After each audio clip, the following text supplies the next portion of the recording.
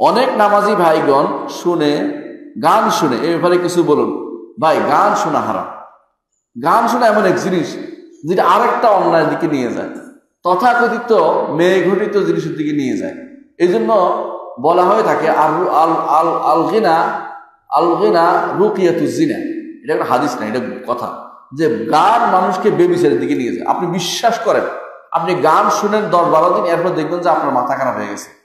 কি কি বলছে না বলছে এগুলি দিয়া, অমুকের এটা অমুকের এটা, ওই মেয়ের কোনো প্রেম টেমের কথাবার্তা বলতেছে, আপনার মাথা ওইগুলি তো শুনে, এগুলি যে ব্যক্তি শুনে। এমন কি তথাকথিত ইসলামিক গানের মধ্যে আপনাকে বাছাই করতে হবে, কারণ কোনো কোনো কথা আছে খুব খারাপ।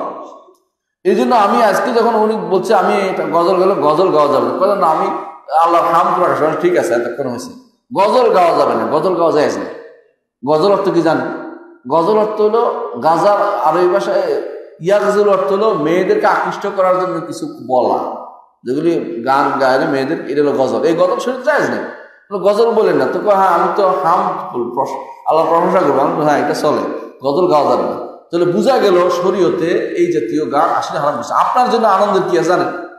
দেখেন, আমার নবী মুহাম্মদ সাল্লাল্লাহু আলাইহি ওয়াসাল্লাম তিনি কি শুনতেন? কোরআনে কারীম। যে ব্যক্তি কোরআন শুনে আনন্দ পায় না, তার অন্য শয়তান তাকে অন্যদিকে ডাইভার্ট করে দিচ্ছে। কোরআন শোনার মধ্যে আনন্দ। রাসূলুল্লাহ সাল্লাল্লাহু আলাইহি ওয়াসাল্লাম কোরআন শুনছেন, চোখের পানি বের হয়েছে, আনন্দ পেয়েছেন। সাহাবায়ে কেরাম কোরআন শুনতেন, একে অপরকে কোরআন শোনাতেন। আপনি এইটা শোনার চেষ্টা করুন, অথবা আল্লাহ প্রশংসা করুন।